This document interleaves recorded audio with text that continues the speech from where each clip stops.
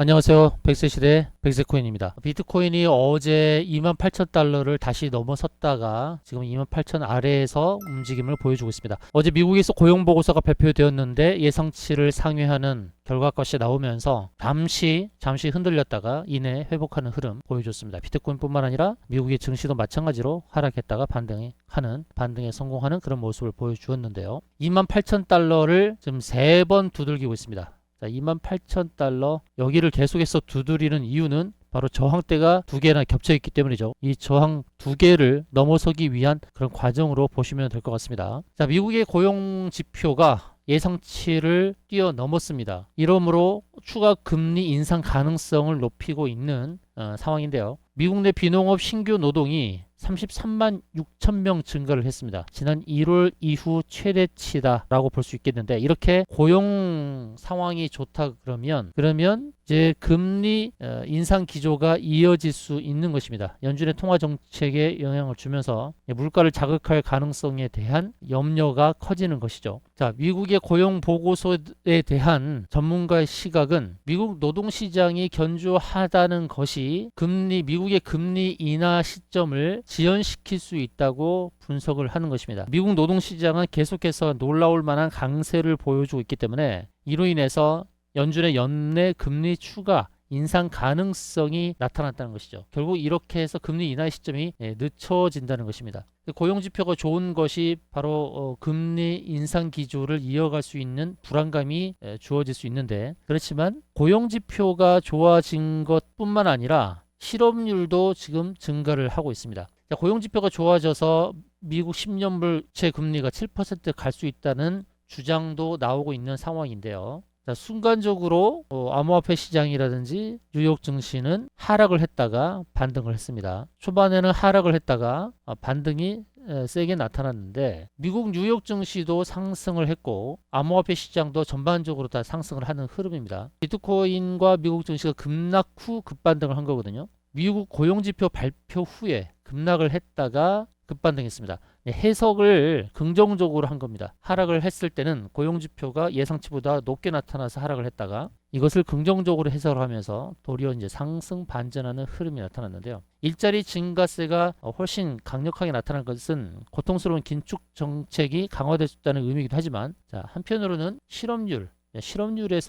실업률도 역시 높게 나타났다는 겁니다. 임금 상승률과 실업률에서 금리 인상으로 돌아서지 않을 만큼 충분한 소식이다 라고 이렇게 해석도 되고 있습니다. 그래서 엇갈린 반응이 나오고 있는 것입니다. 이 전문가들이 볼 때 임금도 상승하고 또 고용지표도 좋아지고 이런 것들이 금리 인상 기조가 이어질 수 있는 부분도 있지만, 한편으로는 실업률도 오르고 있다는 것 때문에 금리 인상만 할 수만 있는 그런 상황은 아니라는 것입니다. 지금 고용지표는 좋아지고 있고, 첫째, 고용지표는 좋아지고 있고, 두 번째, 임금 상승률은 소폭 하락을 했고, 그 다음 실업률은 올라간 겁니다. 서로 맞물리고 있습니다. 고용지표는 좋아지고 있지만 임금 상승률은 낮아지고 있고 예상을 소폭보다 낮게 됐고, 그 다음에 세 번째, 실업률은 오르기 때문에 이와 같은 것들이 상충되면서 고용지표 하나만으로 금리가 오를 것이다, 고금리가 유지될 것이다 라고 단정 짓기는 어렵다는 것이죠.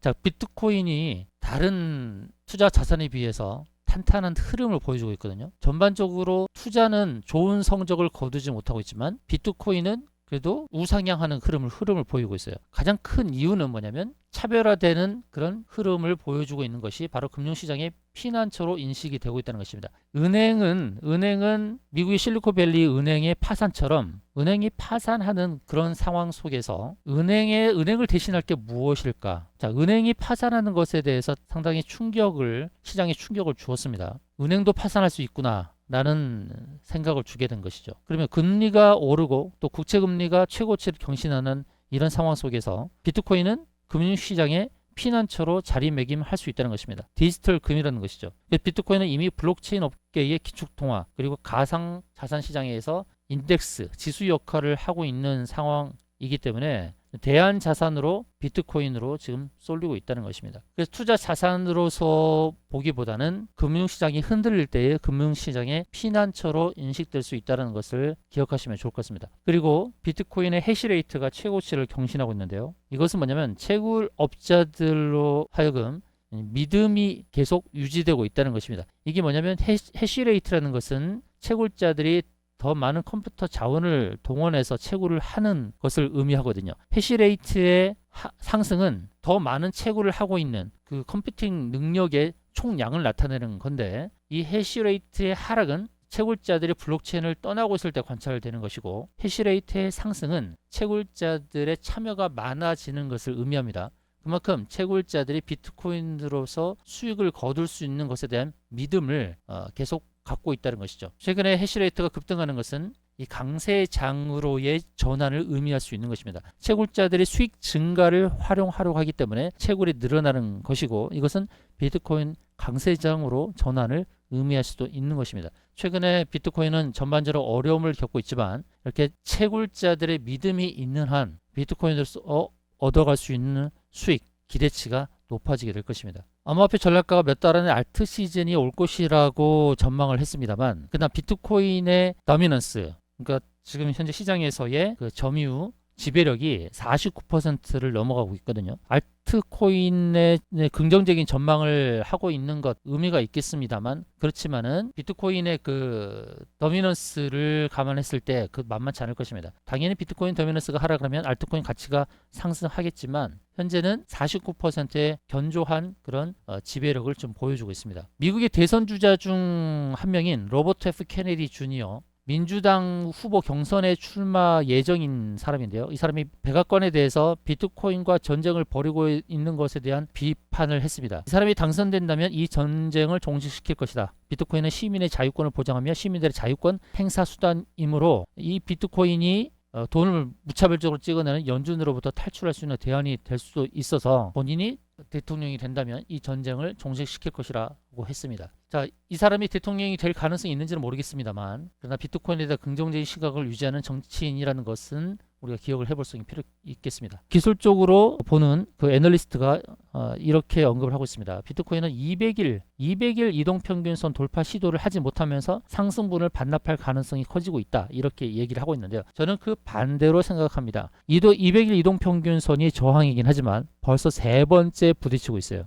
4번째는 저는 돌파할 것이다, 이렇게 봅니다. 저항은 두드릴수록 열리는 겁니다. 계속 두드릴수록 그 저항벽은 얇아지게 되는 것이죠.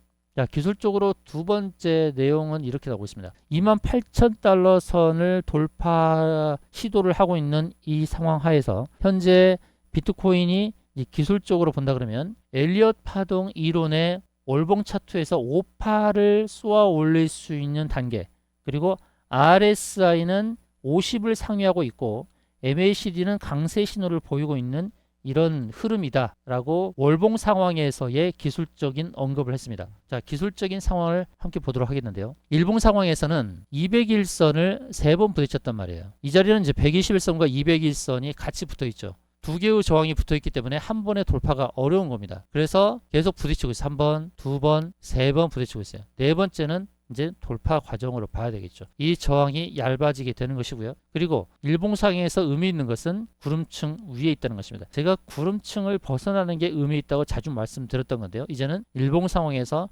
구름층 위에 있습니다. 이 구름층 위에서 있기 때문에 이제 저항이 약해지고 있습니다. 콜의 우세가 점쳐지는 자리죠. 이제는 이 구름층이 지지가 될 가능성이 있죠. 구름층 지지를 발판 삼아서 상승 가능성이 높은 그런 상황으로 가고 있다는 것입니다. 주봉을 보겠습니다. 주봉을 보게 되면요, 이제 1주, 2주 뒤가 되면 역시 일봉처럼 구름층을 벗어나는 흐름으로 전개가 됩니다. 구름층은 일반적으로 매물대를 의미합니다. 이 구름층은 일목균열표 구름층은 과거에 거래되었던 가격들의 평균 자리입니다. 그래서 저항이 되는데 그 매물대를 돌파하면서 2주 지나면 구름층을 벗어나는 상황으로 전개된다는 것이죠.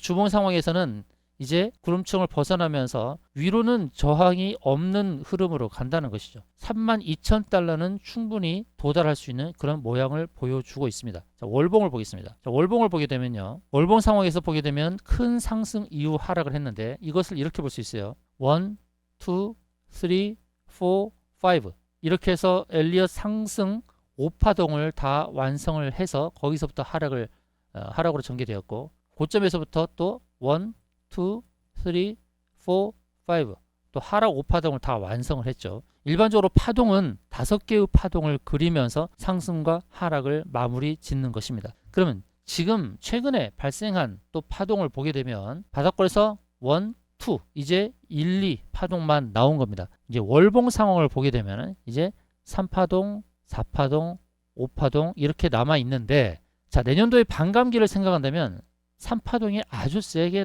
나올 수 있는 겁니다. 1, 2, 3파동이 전 고점을 다 넘어서는 장기 파동이 나타날 수 있는 거예요. 그래서 또 하락 파동 나오고 5파동을 완성하고 나서 다시 또 하락 파동으로 전개될 텐데 이제 월봉 상황에서는 이제 겨우 2파동이 나온 겁니다. 2파동. 1, 2파동만 나온 겁니다. 1, 2파동만 나온 거예요. 그 다음에 전개될 게 이제 3파동. 가장 강력한 3파동이 남아있죠. 그래서 월봉 상황에서는 비트코인의 갈 길이 멀다라는 것입니다. 월봉 상황에서 이제 2파동만 나온 것이고 3파동이 길게 장기 파동으로서 나타날 수 있는 상황이니까 비트코인은 갈 길이 멉니다. 물론 일봉 상황에서 보게 되면은 우리가 기대하는 만큼의 강한 상승이 나오지 않고 있죠. 그래서 지치게 만들고 있습니다. 너무 더딘 흐름이죠. 과거에 가파르게 상승했던 흐름에 우리가 익숙해져 있어서 그렇습니다. 가파른 상승이 나타났기 때문에 이 상승 같은 강한 상승이 나오기를 기다리는 것이죠.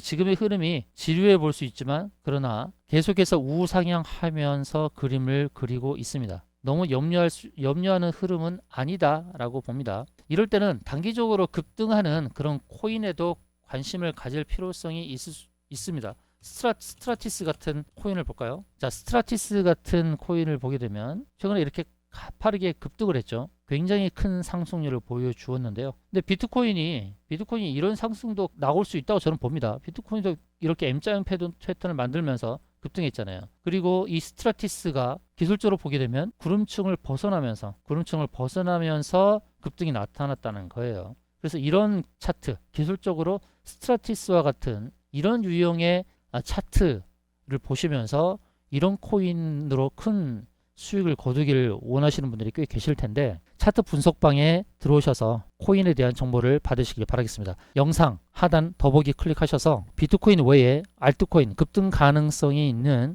코인에 대한 안내를 받으셔서 내 자산이 묶여 있지만 다른 자산에서 다른 투자 대상에서 또 수익을 거두면서 투자 열매를 거둘 수도 있는 거니까요. 이 차트 분석방에서 안내드리는 코인을 통해서도 단기 열매도 거두시길 바라겠습니다. 자, 이상 영상이 마음에 드셨으면 좋아요, 구독 누르시기 바라겠고요. 다음 영상에서 찾아뵙도록 하겠습니다. 시청해주셔서 감사합니다. 영상 하단 더보기 클릭하셔서 차트 분석방 입장하셔서 여러분의 코인, 보유 코인에 대한 분석 그리고 급등 코인에 대한 안내도 받으시길 바라겠습니다. 이상으로 방송 마치겠습니다. 감사합니다.